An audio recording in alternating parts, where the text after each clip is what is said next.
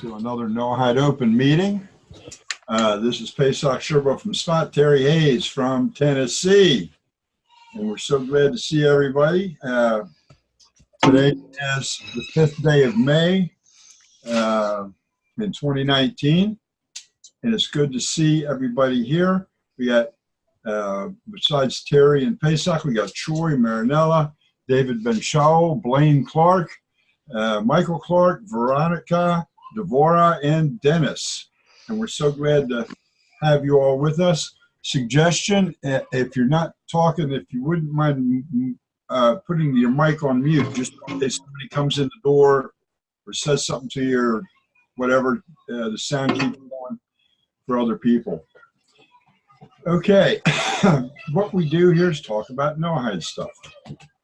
And you know, it's pretty exciting what's going on in the world today, because a lot of people are realizing that there's more to life than just getting up in the morning, going to work, and every Sunday going to pray at some church or mosque on Friday or something else.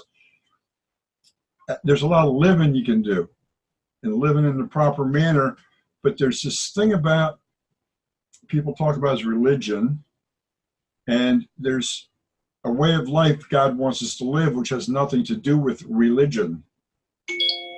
And it's an exciting thing to find out. Well, I don't care if you're a Jew or you're not a Jew, it's exciting. And you know, Torah, the word Torah in Gematria, as you add up the Hebrew letters, comes up to 620, and in it, the Torah, there's 613 commandments to the Jews. Everybody wanted to know where are the other 7. How come it's 613? It's not 613. Why is it 620? 7 are missing. It was discovered through research by the Jews that the other 7 were the 7 Noahide commandments that were given in Genesis. So 613 and 7 is 620. It makes the Torah complete for all of mankind. And there's sections in it for everybody. And it's really important that we understand how this goes. But first, everybody says, oh, if I'm not part of this religion, I've lost my heritage, I've lost all kinds of stuff, holidays and connection with God and all that. Let's back up to where Noahide came from. The 6 of the 7 Noahide laws come back to Adam. God gave them to Adam. Even though he screwed up, he got sent out of the Garden of Eden, these 6 laws were for every human being at that point in time. There was no Jew, no Gentile, no nothing but human beings. And then we had the flood. We had the flood because the human beings at that time decided to ignore those. Not maybe they didn't ignore all of them. The biggest one they ignored, because in the Bible it said they created Hamas. Hamas is the name of a terrorist organization in Gaza right now that's sent over 700 missiles into Israel in the last 24 hours, by the way, in case nobody's listened to the news. There's a bit, the southern front is on fire right now with war. But Hamas means violence against other human beings. There's a midrash, Talmudic midrash, that says if the people had only stopped being violent against one another, even though they were doing all these other sins, God never would have started over again. Never would have been a flood. But anyway, there was. And Noah came out the other side and his sons. And he told Noah, okay, now you guys can eat meat, and here's the conditions you can eat meat. All his sons knew this, every single one of them. They all chose to ignore it except one. And the one that didn't ignore it, his name was Shem. And Shem started the first yeshiva, or teaching school about God's commandments, on this side of the flood, our side. And he taught and taught and taught. And eventually his grandson got involved with him, Ever. If you look up Shem's lifespan, it's humongous. I think it was 1,000 years. It could have been a little more or a little less. I'm pretty close on to what it was. And Shem taught Abraham, Isaac, and Jacob. What did he teach them? The 7 Noahide laws. What were Abraham, Isaac, and Jacob before anything else? They were Noahides. Then Abraham woke up in his connection with God and came a little closer, and God started another line through Abraham, Isaac, and Jacob on down, but it still left Noahides in the world, people that Shem taught. Now, how do we know there's any relationship between Shem and Abraham? If you remember, when Abraham went out to fight the armies, when they captured Lot, after he defeated the 5 kings, what did he do? He went in front of Melchizedek, who was the king of Salem. And the king thanked him. And what did Abraham do? First of all, he thanked him by handing him bread and wine. The second thing that happened was Abraham gave him 10% of everything he had. And when I read it, I see, well, who gives 10% just like that to somebody? But then I realized, because I read it later, Melchizedek was Shem. They had a long history together. So that when Shem met Abraham, he knew who he was. Abraham knew who Melchizedek was. And he gave him his 10%, which started this whole thing about tithing in the Bible. The point is, Melchizedek was a Noahide. Abraham was. Isaac, Jacob, Lot, they were all Noahides. Now, when the things got separated, Abraham, Isaac, Jacob, Abraham had Ishmael, who walked away and went a different direction. He also had other sons and daughters who he sent away that went different directions, all with little basic teachings, of course, of Abraham's teachings, some of the basic Noahide teachings. And then Isaac had Jacob and Esau. Jacob came down and Esau went away. Edom, which ended up being the Christianity and so forth, supposedly came from that group on that side. Then you had Noah's other son, Japheth, that the Greeks came from. I mean, you can really get into all of this and see it all. But the thing you have to remember is at all times there was this Noahide teachings coming through the world. It lasted a long, long time, essentially until about Christianity about wiped it out. In about the 3rd century, I think it was. We're going to read a little bit here of the ancient Noahide history that I'm not talking about, but it adds to what I'm talking about. And there's a rich, rich heritage in being a Noahide, just a human being that has a good relationship with our Creator. Nobody's asking you to join some cult or to do something, anything weird. The only thing that God wants from each and every person is to have a personal relationship with Him, but in the proper manner. You know, Hollywood really slams the heck out of somebody with a personal relationship with God. Who's the crazy guy in all their movies? Well, God told me to do this. God told me to do that. So they really put a negative spin on somebody that has a personal relationship with God, albeit what they do show is crazy. But if it makes somebody almost afraid to have that personal relationship with God. But that's what we want. As a Jew, as a Gentile, we're all human beings. We're all equal. And God wants us to have that connection together. Now, in Genesis, no, it's in Exodus, we learn about God's attributes. We learn about who He is. And we're created in His image. God has 13 attributes, which I'm not going to go into a teaching on them today. Maybe we'll do that next week. But all through the Noahide teachings, He's showing you guys and me, and through the Torah of Jewish teaching, He's showing me also those 13 attributes, because we're in His image. He wants us to imitate Him. He's the Father. We're His children. All fathers want their children to grow up and be good people. And that's what He wants from us too. And fathers aren't like earth fathers that can be vengeful sometimes, but they can punish once in a while. And that's okay. It's no big deal. We just have to live with it when we make mistakes and understand we made a mistake and get back on the right path. Anyway, back to Noahide. People are hearing about this Noahide thing now. And first thing they think, and I did too, what is this Noahide BS? First thing out of my mouth when somebody started talking to me about it. And I just, and then I go back to it and read some more. I said, well, maybe it isn't so much, Maybe there's something real here. And my wife and I studied it for almost a year before we actually fully accepted the whole idea of this, the Noahide and how it works. And look, we're both Jewish, so what difference does it make to us at this point in our lives, whether there's a Noahide thing or not? This for the other people, it's not for the Jewish people. Well, one of the things is my wife, who's a convert, has 6 kids and 12 grandkids, and she asked me, well, what's going to happen to them? Do they have to convert and be Jews to get God's love?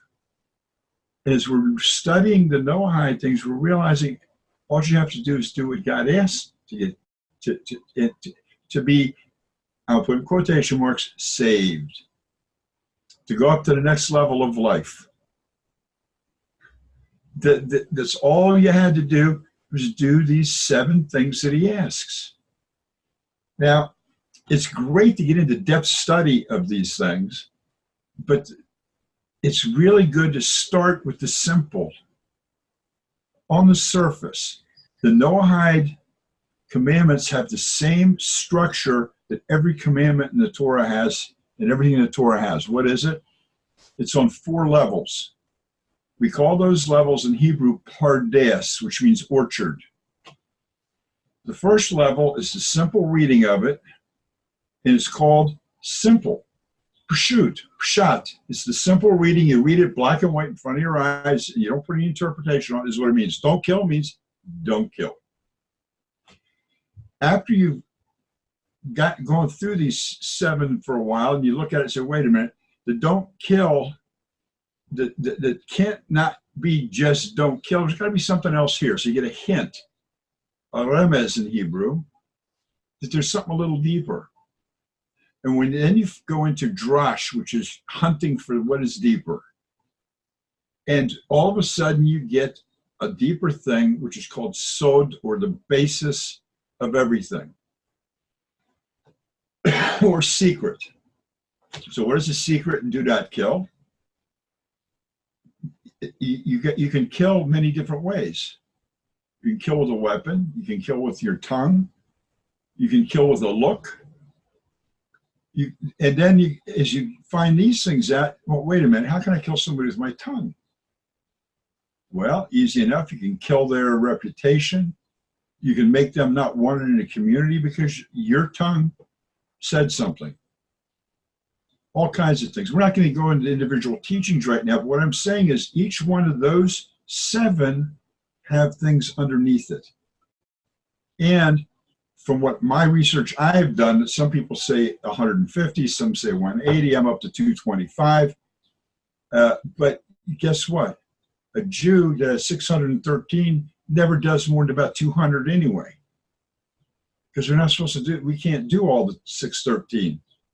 What happens is the 613 has laws for bankers. The bankers take care of those laws. The merchants take care of those laws. The Kohanim take care of their laws. The Levites take care of their laws. But they take care of theirs for themselves and for me. I'm covered. So when the Noahides, when you do in a Noahide group, when you're doing some things under do not steal is a good example. If you're a merchant, you're supposed to have do not steal means don't weigh things improperly and take extra money from people. But if you're not a merchant, the guy who is a merchant is keeping that part of the law for you. He's covering not only himself, but he's covering you also. This goes with every single one of the laws. It's amazing how they work. Being a Noahide has a rich heritage. It goes back to Adam. Then it comes through Noah and Shem, and it's touched Abraham, Isaac, and Jacob. The Jews come from Noahides.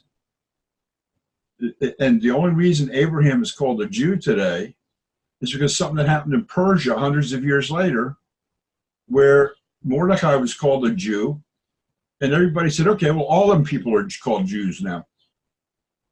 And that's how essentially what happened. Why was he called a Jew? Because he was from Yehuda. He was a Yid. Yehuda. He was from the area of Yehuda. It's weird how words come about and how titles or people are singled out as to what they are. Some people I've read called Noahides, they were, he says, I've read some things that they were Karaites. Karaites is also a sect of Jews that kind of disappeared out. There are some people today that say they're Karaites here in Israel. They also call themselves the Samaritans. And they worship a little bit different God because they say the Holy Mountain is not Mount Moriah, it's Mount Gerizim and all kinds of stuff. But you got to be careful where you walk. You have to stay straight, in a straight line. And because the basis of all the Jews is started from being a Noahide, we know the straight way to go. It's something that's inbred in us. Now, there's been a lot of problem because the Noahides essentially dropped out of sight for a while. Just totally dropped out of sight. And then they came back again. We're going to get some history of that right now. And the history we're getting into comes from a book called The Noahide Laws. And it's published by Yeshiva Perechei Shoshana Shulchan Aruch Learning. That's it right there. Terry's got it up there. You can buy it on the internet if you want it. This comes from a yeshiva, a Jewish yeshiva that teaches rabbis. And this is part of lesson 2 in there. It's an overview of Noahide history. And it goes into the starting of claiming, well, there was a divine law in place prior to giving of Torah because murder was prohibited and Cain was punished for killing Abel. We all know this. Everybody sitting around this table here today knows all this. The generation of flood was punished for widespread robbery, among other things. Sodom and Gomorrah were destroyed for extensive wickedness and in particular sexual misconduct. But when I read about this thing, before the flood, and Sodom and Gomorrah all had one thing in common. They treated people improperly. They didn't show kindness to one another. The city of Nineveh did the same thing. And Jonah went to them and said, hey, God's going to destroy you people. You got to stop what you're doing. He was talking about the unkindness to one another. The king put out a proclamation. They put on sackcloth and ashes. They said, okay, we're repenting. And God said, okay, you're forgiven. That's simple. This is a whole village of Noahides. Of Gentiles. Now, also God had an ulterior motive for using the city of Nineveh. Yeah, go ahead, Terry. Nineveh was, at the time, according to the sages, was a city of approximately 120,000. Yeah, it was huge. It took 3 days. I think Jonah walked 3 days to the center of the city. Yeah.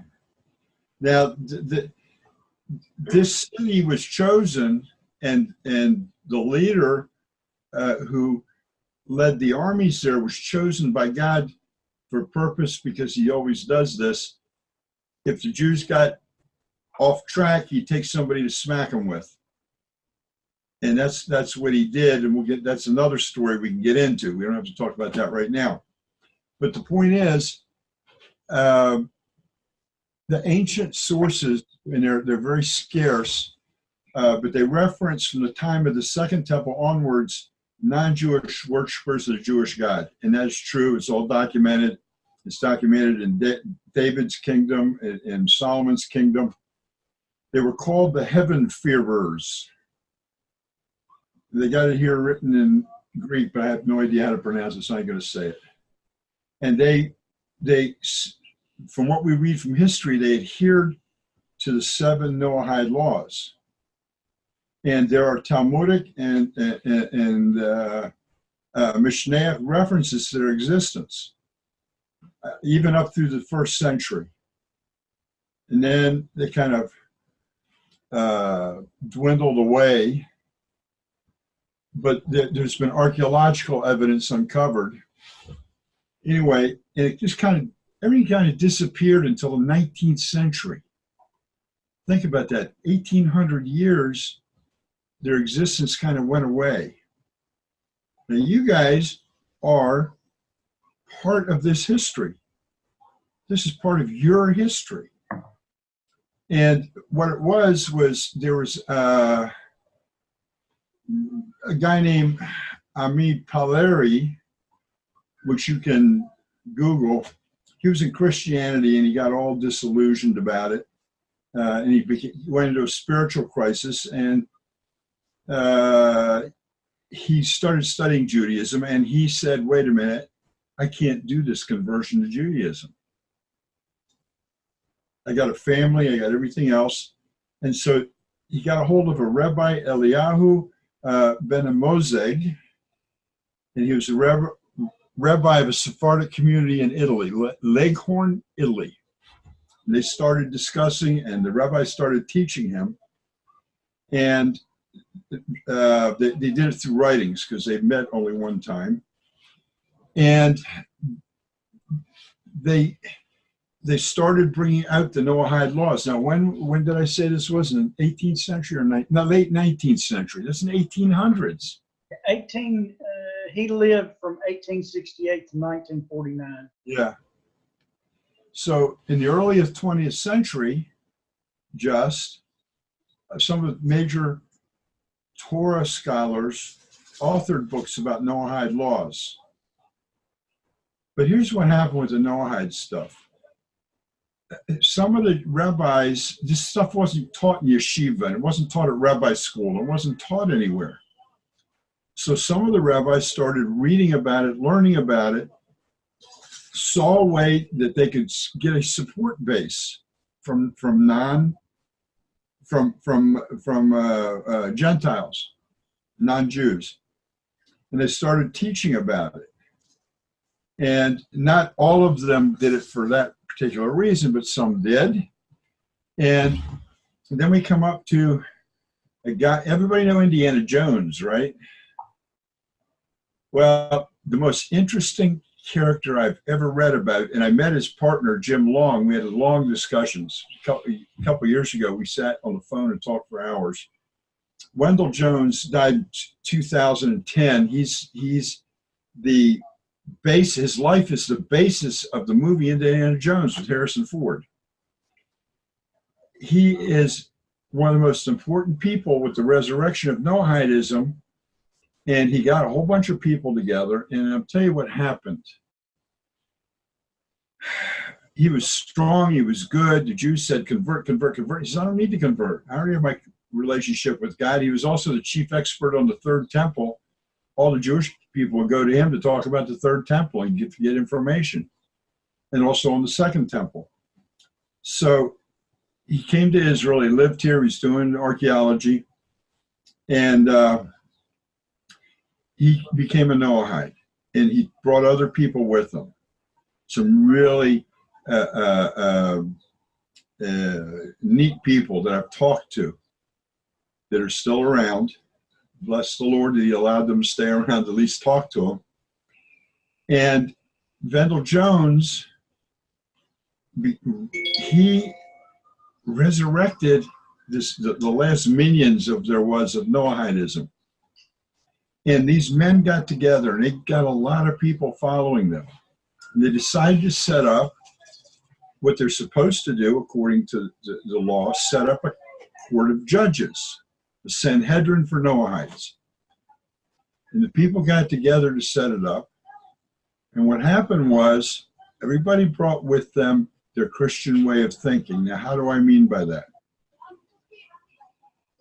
they would study something, and some people would get this out of it, and someone else would say, well, nah, I interpret it differently, so we're going to go over here, and we're going to block you if you try to do this. And they start denominating.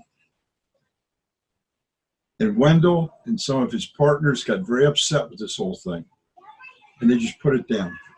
So, okay, these people want to play like they're Noahide Christians, let them play. Now, when I say Noahide Christians, I'm saying they walked away from the whole thought of Christianity and idolatry and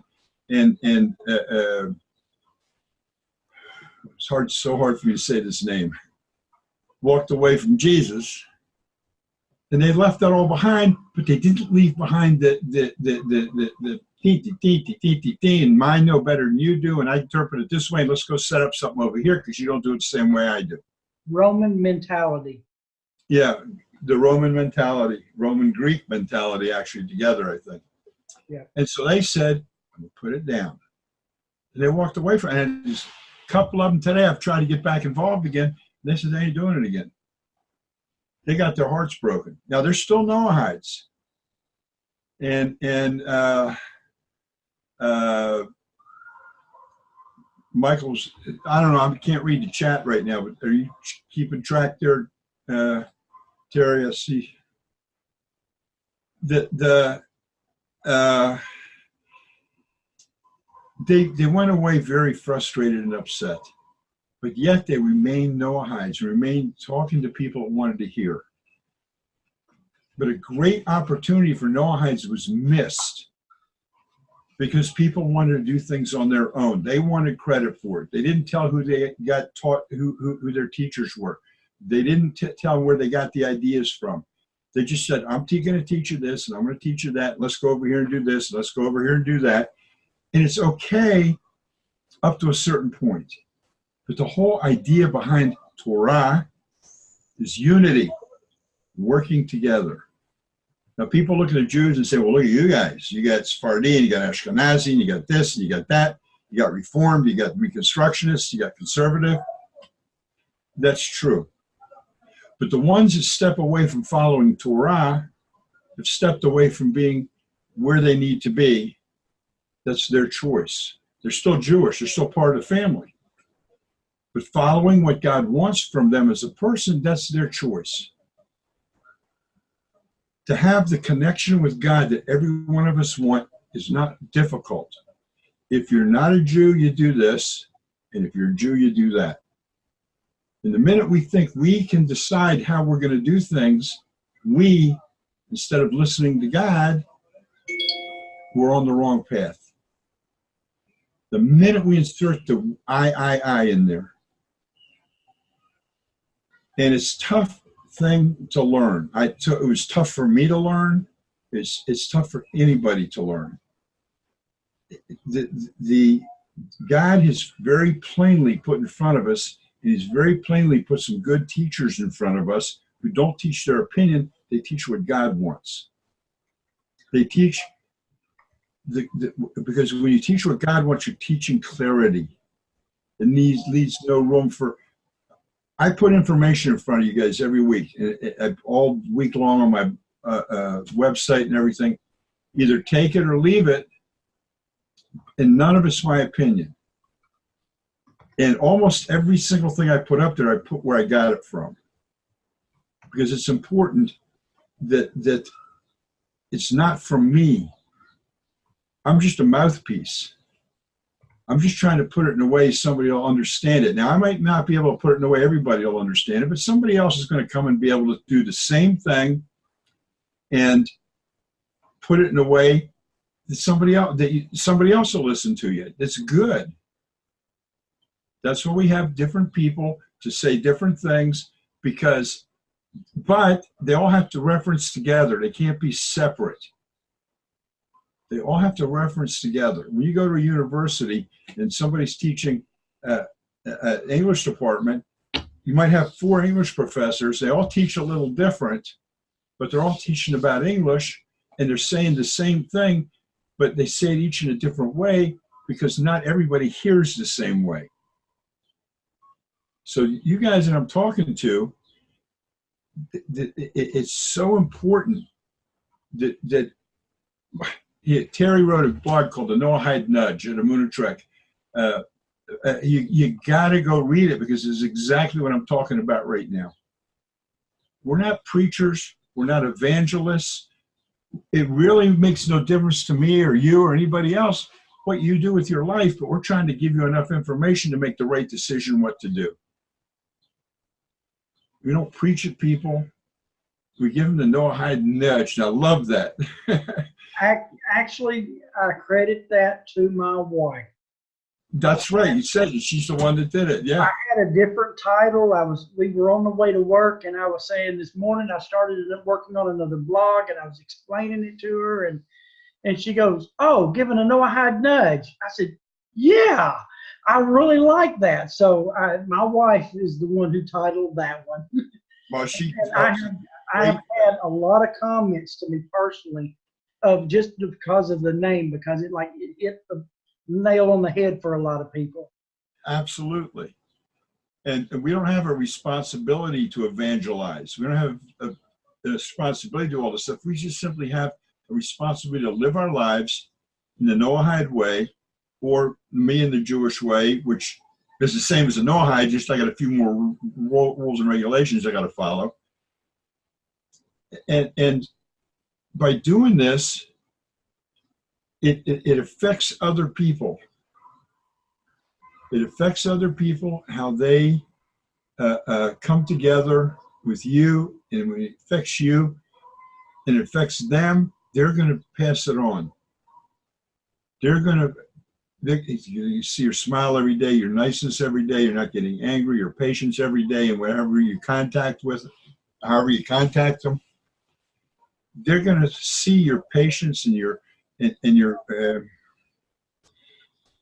calmness and your love for them, which is so important. And it'll work with people. What happens is that you're opening up your God side of you, and it talks to their God side. Whether they hear it or not, it's talking to them. It may affect them tremendously today, tomorrow, a year from now, or 5 years from now. It doesn't make any difference when. It may affect them or it may not. It doesn't make any difference as long as it affects them in the end. Okay, going back to history. Many rabbis think that Wendell Jones was like the father of the Noahide movement. Well, the current Noahide movement, he's definitely the father of, even though he and some other guys got a little upset with it. They laid the groundwork. And then comes Rabbi Menachem Mendel Schneerson, the Chabad Rebbe.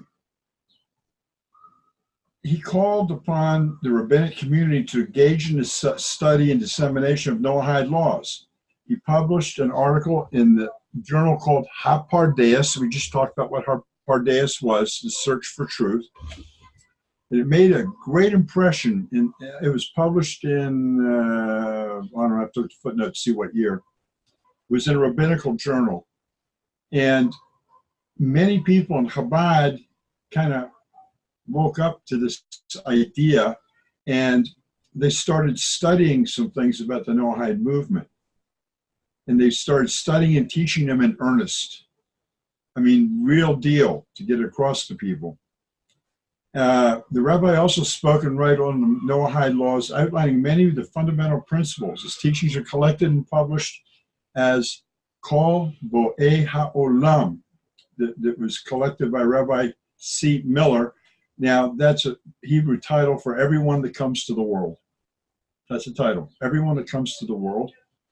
There's an English book called To Perfect the World. I think that's the name of it. You got it, Terry? Yeah, hold on a second. I'm just looking. I think I loaned my copy out. To Perfect the World, right? To Perfect the World. You can find it on the internet, buy it. Essentially, it's what the Rebbe taught and why we're supposed to teach the Noahides, why the Noahides, who they are and what they do. It's a collection of pulled from a lot of his discourses over many years. He didn't sit down one day and go do one discourse. because he constantly taught about everything. He wasn't a one-shot guy. If he's going to talk about something, you're going to hear about it for years and years and years from him.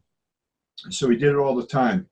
And many Chabad Lubavitcher embraced his call to action. The rest of the Jewish world kind of ignored what he was calling for. And the lack of response happened about the time frame 1984. It was only 39 years after the Holocaust and destruction of European Jewry, so they were so engaged in a intense struggle to reestablish Torah education and observance in the USA that they were just too involved to be looking outward. Rabbi Schneerson and his father-in-law, the previous Rebbe, they saved American Jewry. They were the Messiah for the time, just like Moses was the Messiah for the time. If it hadn't been for them, you wouldn't see black hats and beards in America. They would be gone from America. Why? Not because people were trying to kill them off, because the Jews themselves shaved their beards, took their hats off, worked on Saturdays, because they didn't want to be singled out. They were afraid, coming from Europe, that in America the same thing was going to happen, because the people in America came from where they came from Europe. They were afraid that there was going to be this persecution against the Jews, and they were changing their family history. I met a guy last week here in Israel who was here on a volunteer visa. He found out about 10 years ago his whole family is Jewish. His mother, his mother's mother, his mother's mother's mother's mother's mother, Jewish. They got to America, they came to Canada, and then they got to America in the 1920s. His family, through the cross-border rum running that was done during the bootleg days, and they would make money, bringing bootleg stuff in from Canada, and then they just stayed in the USA. But they stripped off all pose of Jewish, and the family at that time converted to Protestantism. Why? I don't forget which one he told me, Baptist, Methodist, it doesn't make any difference.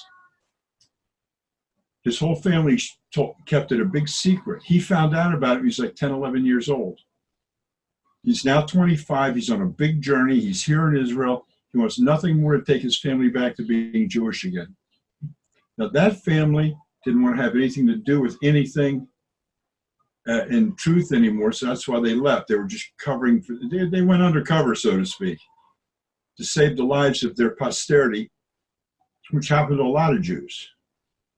Most of the Jews in most of the people in South America, a lot of them are Jews that converted or became new Catholics, they were called. You can read all the history about it because of the persecution. We were so busy saving ourselves that we didn't put the time in we should have put in to teach the rest of the world about Noahide and everything else.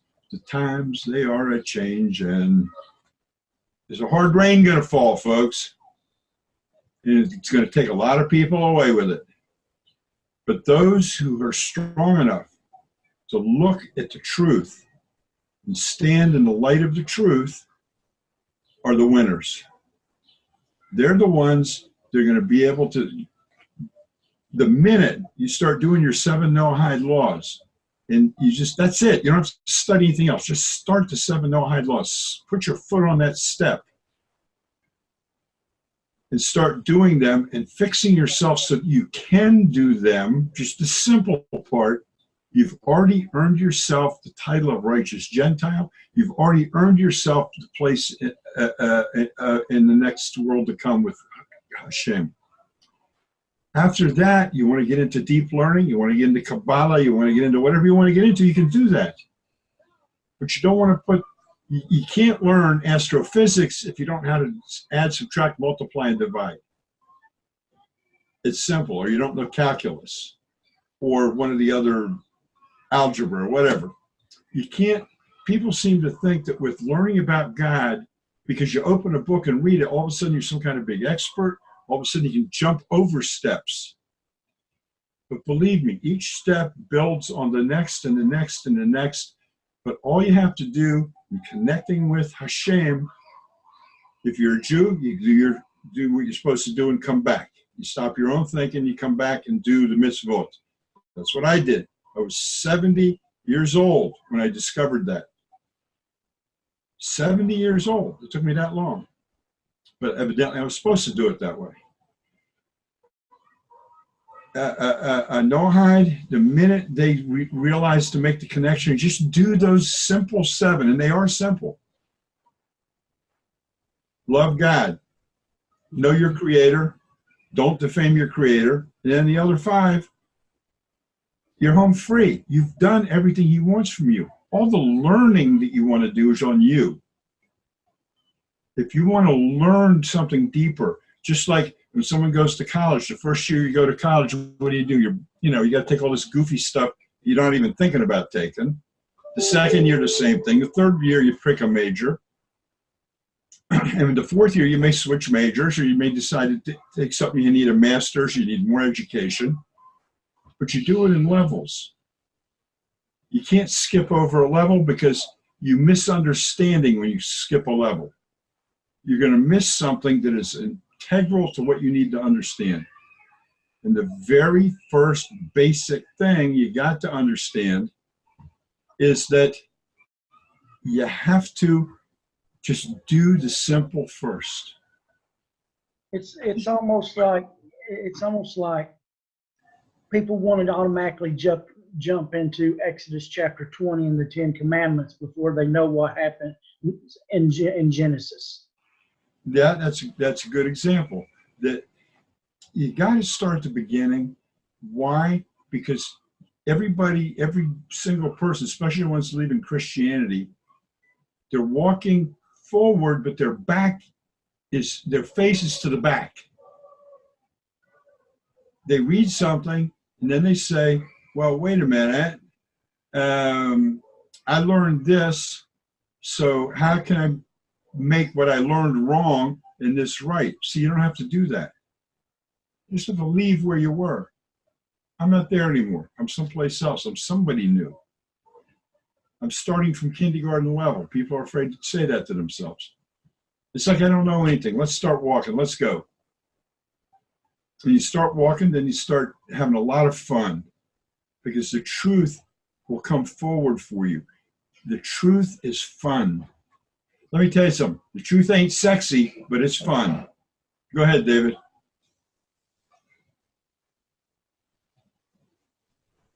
You got to unmute. Okay. Yeah.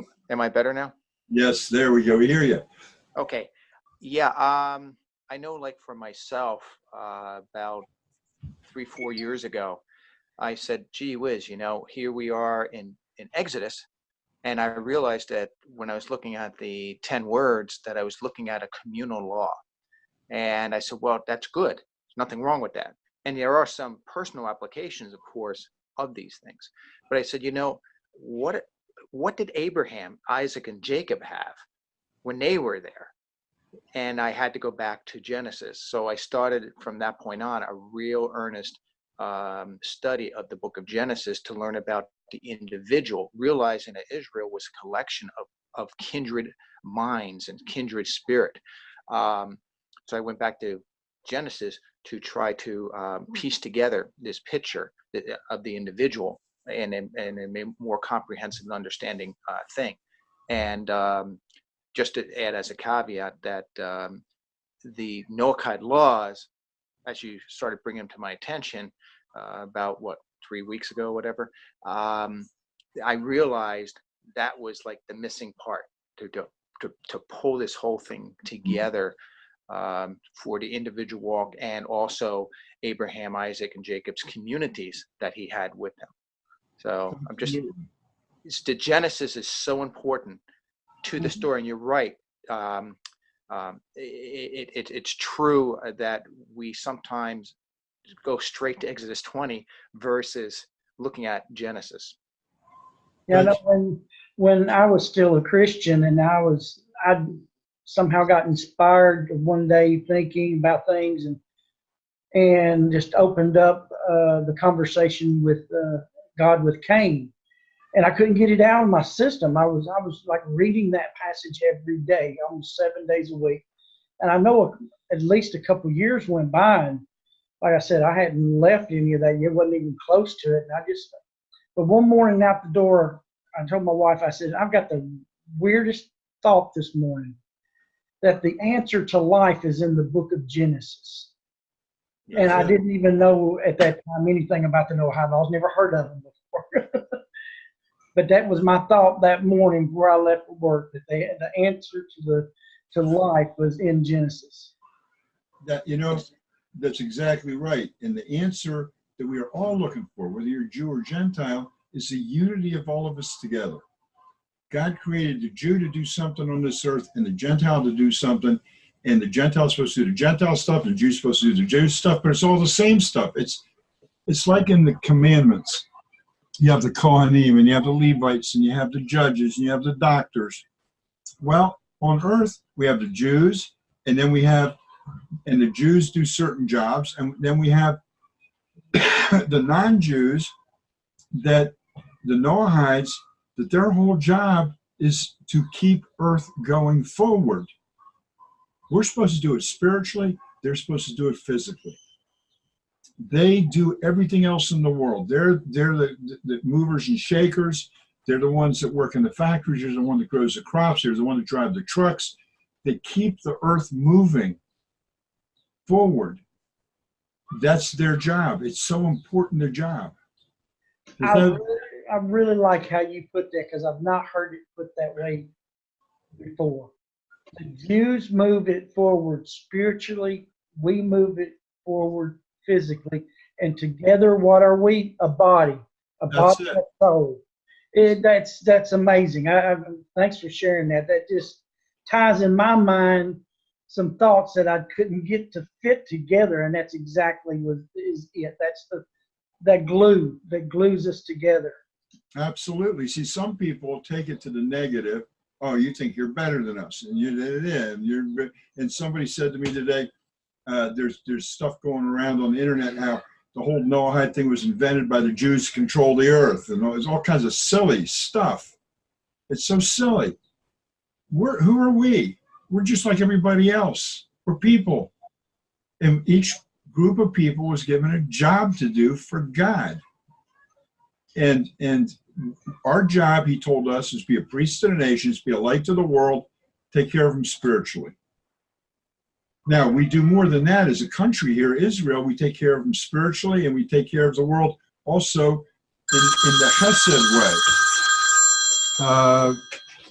Hang on, let me just... In the Hesed way, that if there's an earthquake, if there's a flood, if there's a tornado, if there's people need food, they need search dogs to look for people under buildings, we're the first ones there, anywhere in the world. This is our job. I mean, my goodness, last weekend 30 churches were burned in India. Who the heck cares? You read about it in the news in USA? Probably not. But this weekend we've had 500 rockets fired on us from the Gaza Strip. We fire back and one pregnant woman gets killed, and that's the news. The Jews killed a pregnant woman. Everything is misdirection. We also had 4 people killed here and 83 injured. And why are these people doing this to us? This little group of hoodlums called Hamas are doing it because Egypt stopped giving them money, the EU stopped giving them money, Qatar stopped giving them money, Saudi Arabia stopped giving them money, Jordan stopped working with them because we went and talked to all those other people, but they can't attack the other people, so they attack us. They are civilians. Now, you want to know why we haven't had time to teach the Noahides? This has been going on for 3,400 years. The Amalekites. I mean, we can just go all the way right through history. If you look it up on Wiki, they go century by century by century by century, from before the Common Era, after the Common Era. How many tens of millions of Jews have had to hide to stay alive and run from people that are afraid of truth. Now we can bring the truth to the world. We're doing it right now over internet, and I'm sitting here where I am, and I don't have to worry about somebody right now running up and knocking on my door and putting a gun to my head. We're free to do it. Rabbi Schneerson started preaching this in 1955. He said radio was out. Right after that, television came out. He gave one of the first worldwide broadcasts on television after the 67 war. It was broadcast at the wall after we recaptured Jerusalem. And he said, use technology to spread the word of God. And look what we're doing today. We have videos, we have blogs, we have everything. Anything that happens on earth is instantaneous knowledge to the whole earth now, if somebody wants to put it up there on the internet. Knowledge is instantaneous. Go ahead, David. Yeah, I have a question for you. I Sure. think it may be very intuitive, but I definitely want to present it. And that is that when we teach about the 7 Noahide laws, aren't some of them instinctively we know? And that Oh, that's a very good point. Why do we instinctively know them? Because we're created in God's image and it's in our DNA. We were born with this knowledge. And so what happens is a man sitting at a table at his office says, man, I'm a good guy. I didn't kill anybody today. I didn't sleep with anybody's wife today. I didn't steal anything from anybody today. Boy, that was a good idea I had not to do this. The minute that person thinks that way, he's separated himself from God. That's what atheists do. That's what other people do. If you come to it logically, you're in the wrong pew, because it wasn't you that thought of it. God put it in you in the very beginning. It was created in you. Give credit to the guy that put it in you. the reason why I brought that up is because I'm thinking like Abram. He puts up the 4 corners of his tent. The people come in. What do they talk about? Well, obviously, with Abram knowing about the Noahide laws, knowing that they're innately or distinctively part of us, of the human soul, the human being, that his conversations probably centered on these things. I know, like for myself, I'm also sort of responding to Terry's Noahide nudge here, is that I find when I talk to people, just anybody, it seems like these conversations normally come up. Isn't it horrible how many people are getting hurt or being killed? I know what my religion just taught me about God, but I have a different thought on who God is. These things just come out of the blue when I'm talking to people. Well, and so I just grab hold and go with it. Yes, as long as when they come up, of course you're supposed to go forward with it. But our job isn't to hand out leaflets on the corner and say you want to be saved. No tracks. Let's go back to Abraham for a minute, because he's an interesting character. And there's stories about him in our Jewish literature. And one of the drashes is he used to open his tent up and invite people in for lunch. And after they'd have this good food, he said, okay, now we're going to thank our Creator for giving us the food. And when someone said, no, I'm not going to thank any Creator for giving me the food. You grew it. He says, okay, here's your bill. And he usually would give them a very exorbitant bill for the food, for the lunch they had. And then they'd say, okay, what was that prayer you wanted me to say? And if anybody said the prayer, he hugged them and let them, and that was it. They're on their way. Didn't have to pay anything. He overdid it a little bit because he was too much chesed, and he didn't have any gevura in him, which is the balancing of the two. But still, he was a good example. And Abraham's a very special guy, because when you got to read the Jewish history of Abraham. His father was supposed to be the king over the territory that Nimrod took the reins over. And so to appease Terah, Nimrod said, okay, you're going to be my vice chancellor. So I said, okay, it's better than fighting. I'll take the job. And Terach started an idol store with doing the idols. And there came a time when Nimrod's advisors, sorcerers, whatever they are, came to him and said, you got to be careful. We know that the person who's going to bring you down is being born very soon here in our land here, and you have to watch out for this person. And so Nimrod put out an edict that firstborn, male child, not firstborn, male children are to be killed on birth. We've heard this story before, right? And what happened was Abraham's, it wasn't called Abraham yet, it's called Abram, but I'm just calling him Abraham. I'm just going to call him Abraham. His wife, Terach's wife, was pregnant with him. And the midwives are supposed to go to report the birth so that the guards could come and kill babies, even for everybody. What happened was the night that she was giving birth, a female servant happened to come to their house and gave birth also. So they had two births in the same house. And Terach took the baby of the servant girl, gave it to his wife, took his baby and went down into the caverns of the castle and the baby and told the nanny there, the one that had the other baby, here, you raise my son down here. Don't let anybody find out about him. I'm going to raise your son as my son up top. They made a deal. Abraham lived in darkness down there for quite a few years. And I'm going to make this real short. One day he comes outside and he realized people are telling him that the sun, no, the rain is God because it gives life. He says, wait a minute, rain comes from the clouds. Why aren't the clouds God? And the clouds come from the wind. Why isn't the wind God?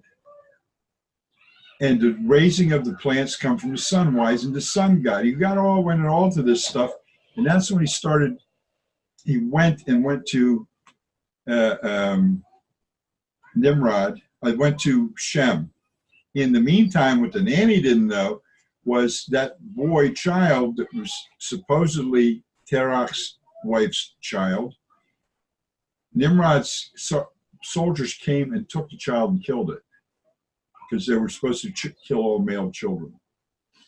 And that's when Abraham and Shem first started a relationship. And he learned there.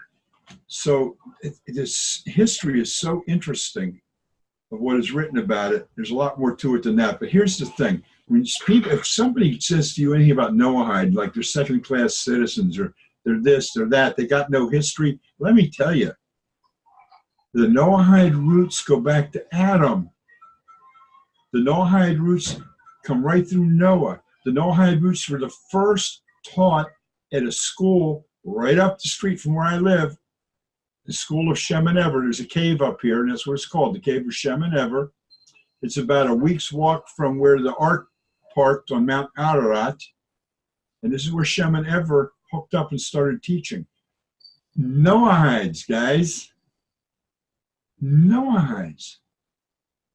Not anybody. People that were going to follow the seven. The first school to teach was taught to teach the seven to all mankind.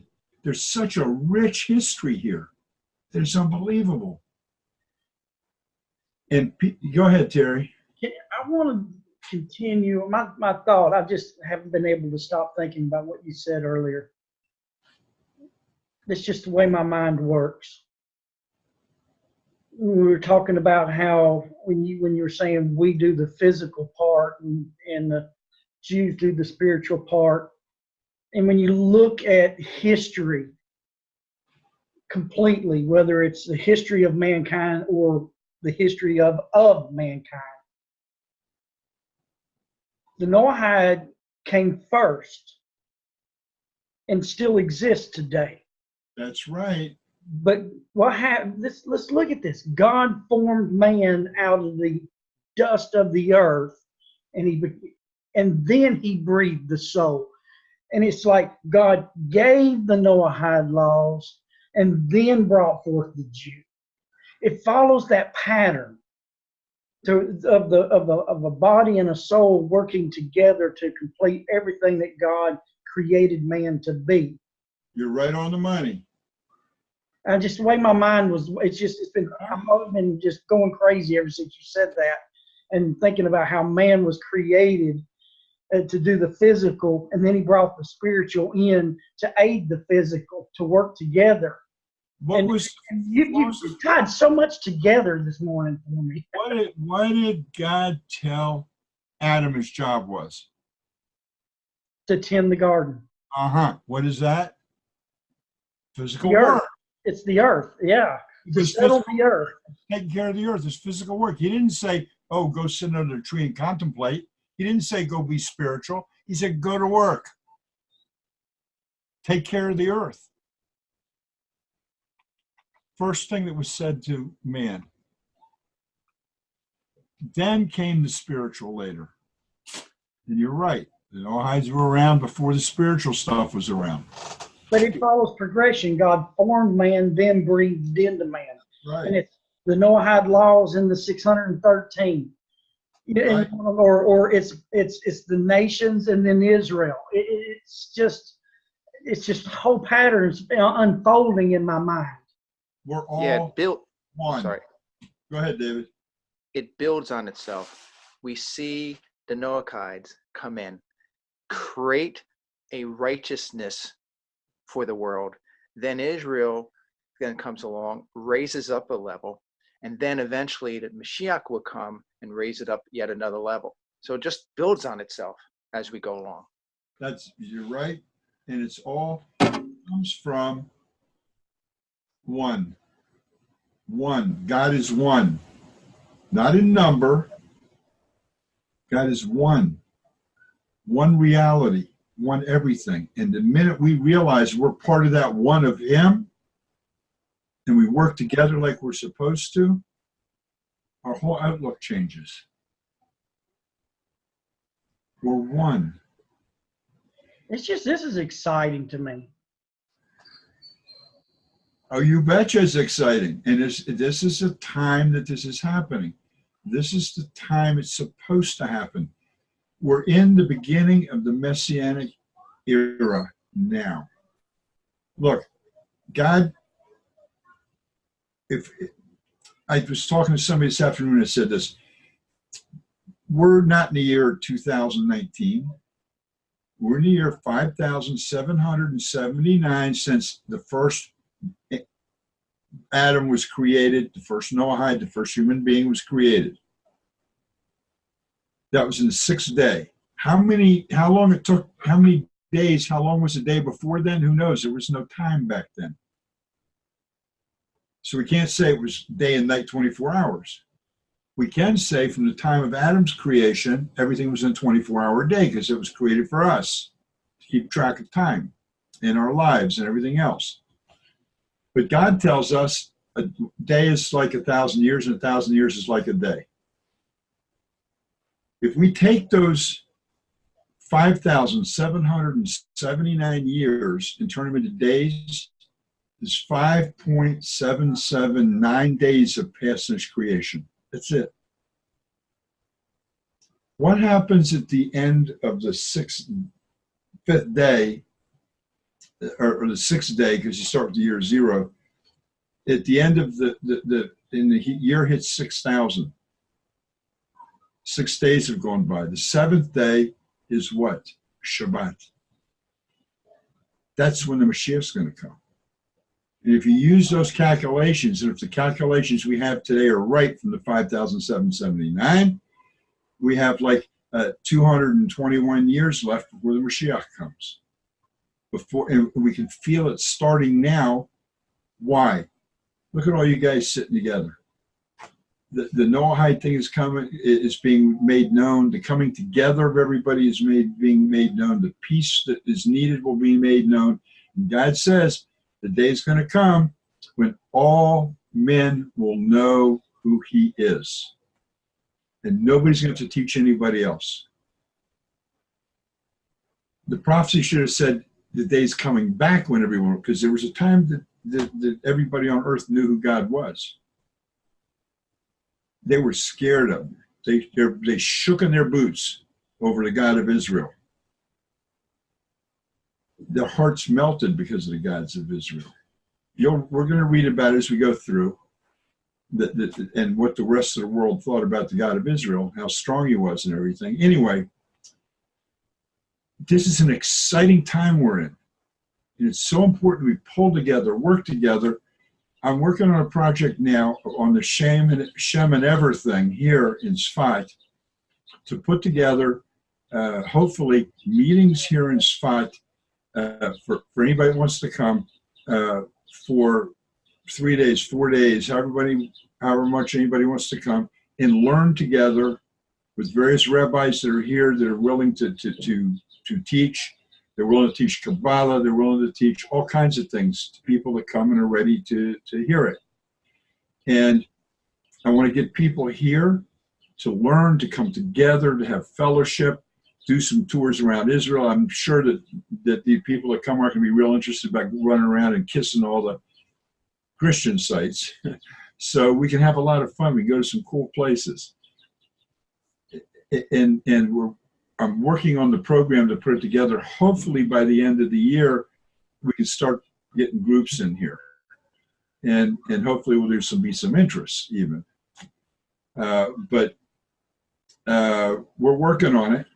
And if anybody gets a group together, or can get a group together enough that want to come, let's put it together and let's get it done.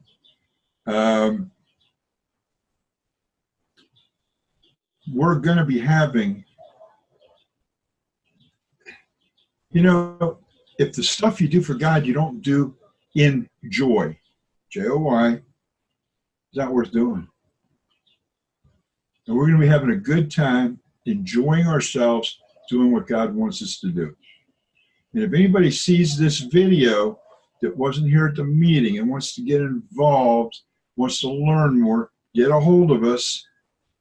Get a hold of us through Torah for the Nations, get a hold of Terry, get a hold of anybody of us here that you may have friends here, and let's move forward and let's get this thing going.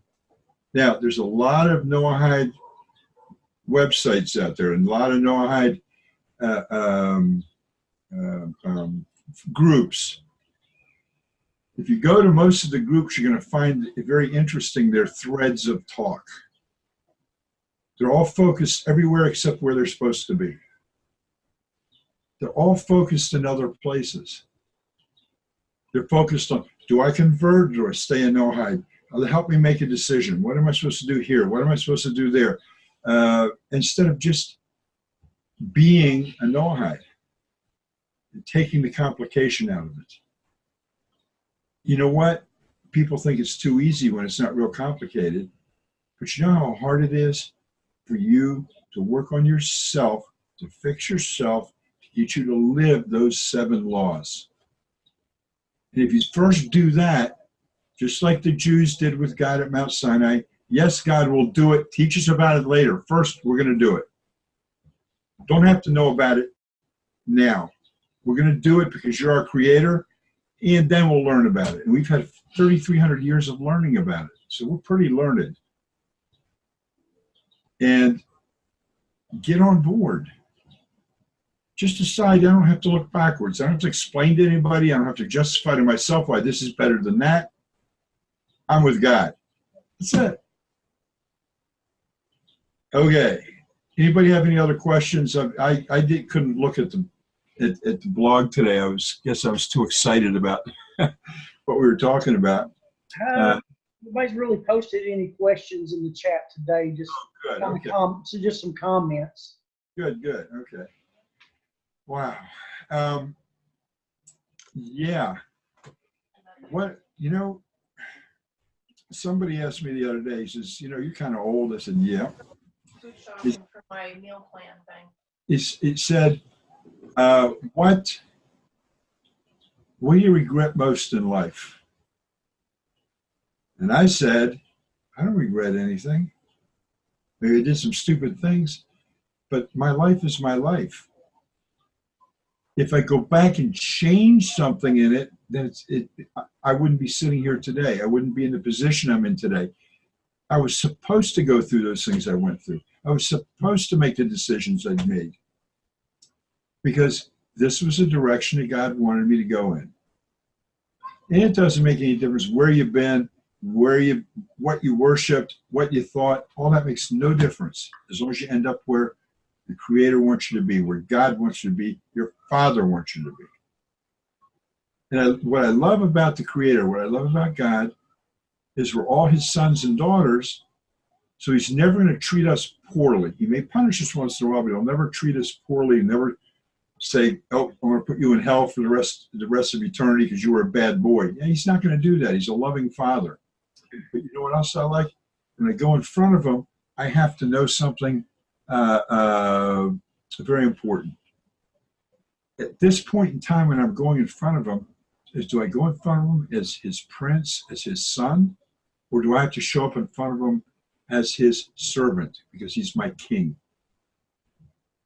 And He's not always the same thing depending on when you stand in front of Him. When He's your king and He tells you do, you do. So He has to be accepted as king and as Father, and we have to know the difference. There's somebody's question here, right? I had a question at the beginning. Hashem promised to use water again, but did not rule out another way. Could He do another purging? We're pretty violent right now. Yes, absolutely, Veronica, except that that's not God being violent. That's mankind being violent. It has nothing to do with God. It's how we're treating each other. He by fire, it could be, but He doesn't. What's happening in the world today, man does. God isn't doing. Man has a choice: do it or don't do it. Go ahead, Terry. Michael had his hand up.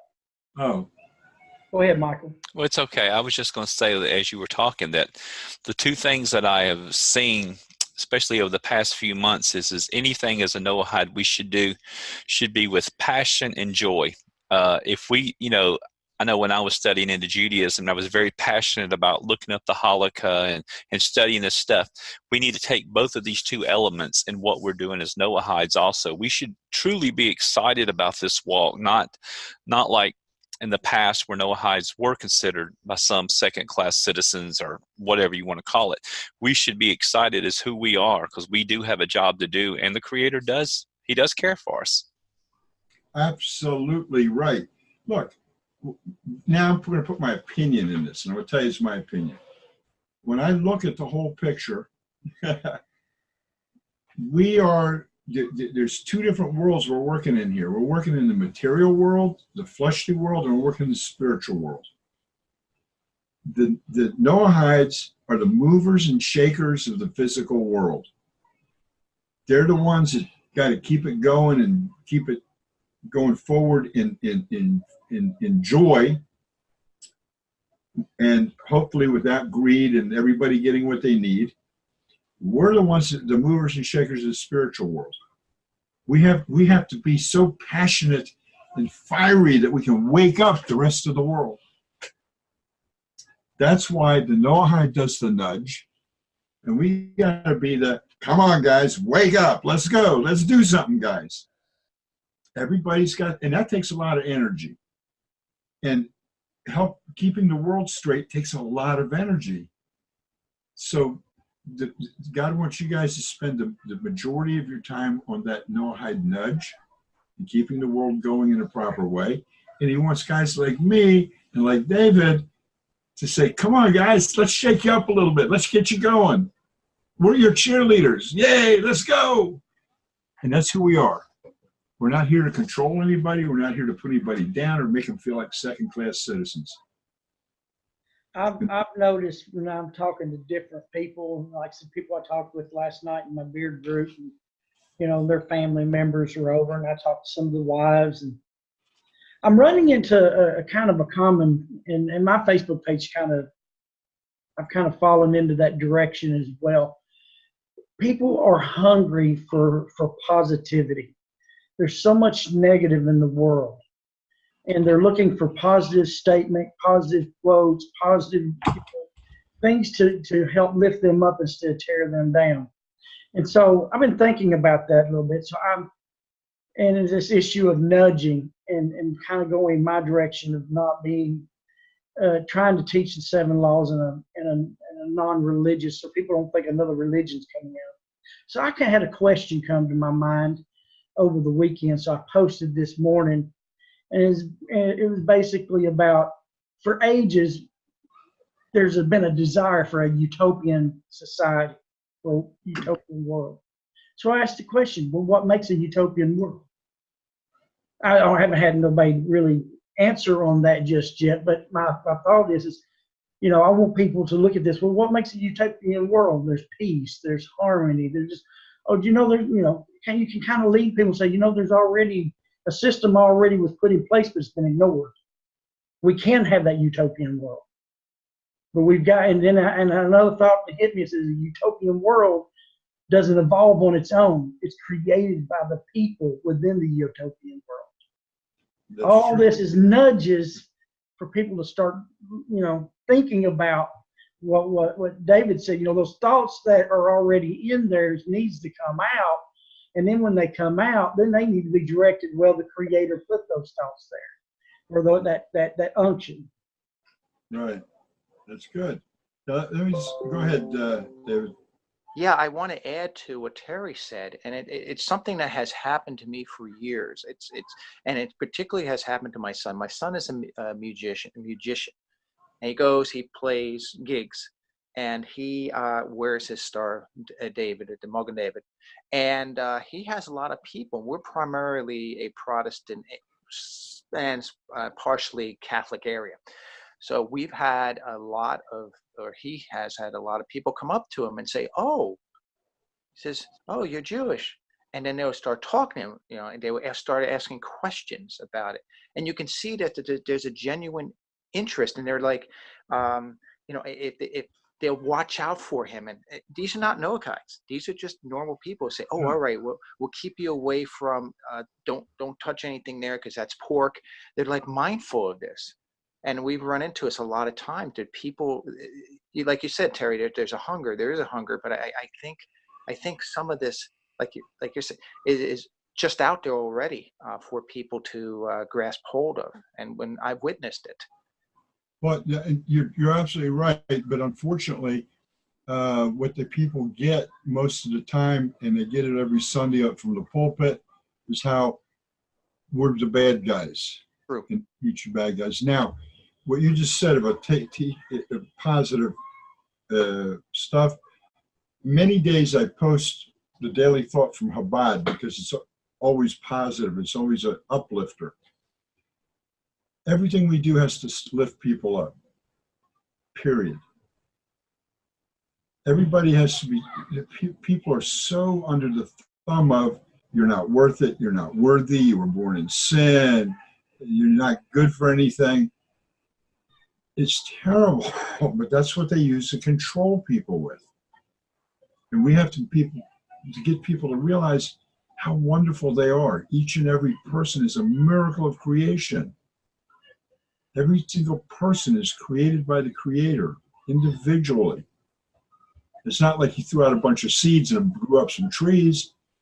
Each one of us is an individual. And people have to learn that they're worth something. I spent years teaching people you're worth something. When you look in the mirror in the morning, you tell yourself you're worth it. God created you, you're his image. And I learned this from a guy named Joe Girard, by the way, who used to be in the Guinness Book of World Records, #1 car salesman in the USA. When I got in the car business, I decided I was going to imitate the guy that was the biggest success, because why should I try to invent the wheel from new and spend all that time trying to understand and interpret from new? And I just followed his directions in the book, and man, I made a lot of money in the car business. I wish I had it today because I wasted it. But there's one thing about that I learned from it, that instead of trying to figure something out for yourself, if you go to somebody that knows and take that information and use it, you save yourself a whole lot of time in your life. and you can be successful. And it's okay that you didn't invent the wheel, but you can sure as heck use it for everything you want to do. And we are, I'm going to have to put my little spin on it, or my little, so everybody thinks I did it. We don't think that in our heads, but that's what we're doing. That's why if you go in and get a book called Pirkei Avot, the Sayings of the Fathers, and we're reading it right now every Shabbat between Mincha and Ma'ariv, now until Rosh Hashanah, I think. Go read it. It gives you the actual custody chain of the words starting in the very beginning. This one passed it to this one, and passed it to this one, and this one said this, and this one said this, and this one said this, and this one passed it to this one. Why should I try to reinvent what has already been done? The beauty of the Torah, the beauty of the oral Torah that come together with the written Torah. I don't have to do that. It's done already. Why do I need an opinion? I just accept it. These guys were the representatives of God here on earth. And they were successful, so why shouldn't I be? And just follow them and give them all the credit for it. Give them all the credit for it. See, everything that I talk about and everything I got, it's not my idea. I didn't think of it. I learned it, yes. And when I learned it, just like Terry, I say something and Terry's eyes light up. But what I said that lights up Terry's eyes, I learned from somebody else. There's nothing original under the sun. King Solomon said that thousands of years ago. So I got to give credit to the other people that were behind my back, that are holding me up.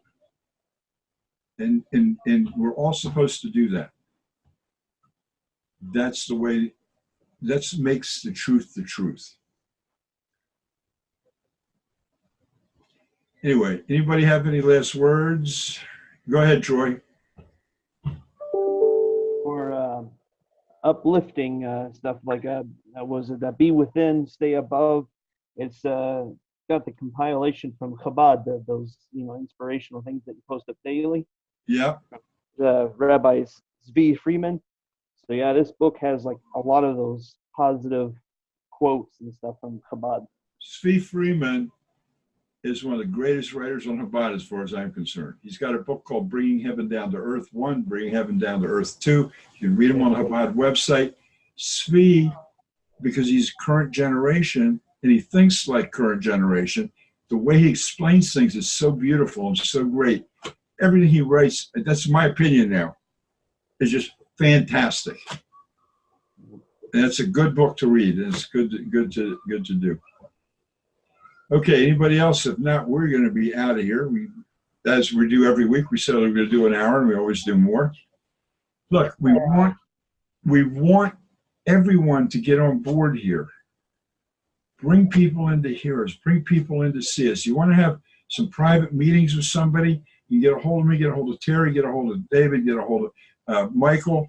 That we're pulling things together here. We're pulling them together. And you're going to see a unity like you've never seen before.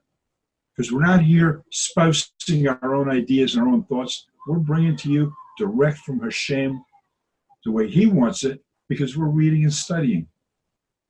So this is the perfect example of the spiritual,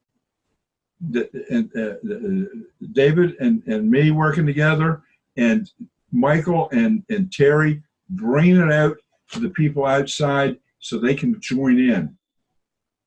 Because a lot of people outside would rather listen to Terry or listen to Michael than listen to me or David. They want to listen to the Gentile who's a Gentile talking about this stuff instead of a Jew talking to a Gentile. Once they hear, David and I are like the beginning of the trip. And you guys are the ones who are going to guide them through it. And it's the way the world works. It's that simple. If you go to most of the other Noahide websites or Facebook pages, you may have one Jew sitting somewhere off in the background, but it's all Gentile teaching Gentile, and half of them don't know It's blind leading the blind. I'm sorry, I got to say it. And yet you can tell by the questions that are being asked on the Facebook pages. And for the most part, I don't get involved in the answers because nobody's going to understand what I have to say anyway, because they're too interested in looking at it at a different level. Anyway, you just keep on blogging, Terry. You seem to be able to put a square hit on it every time. And it's people need what you're doing. They need it.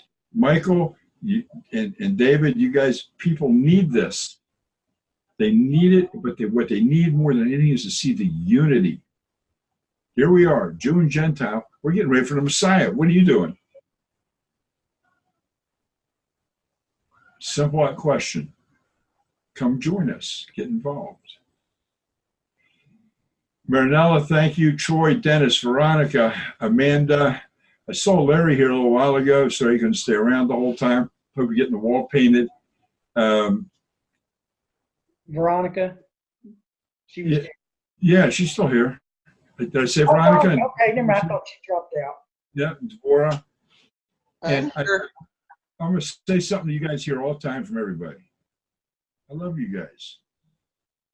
God says love everybody. So there's nothing negative about anybody here. It's positive in everybody. Amen. Yes. Terry? Yes. You want me to go ahead and end it? Yeah. You want to close it out? Yeah, we're going to close it out. See you next week. Same time, same place. All righty. In between, send them to us. Shabbat tov. Shabbat tov. Thank you. You're welcome. Thank you for being here.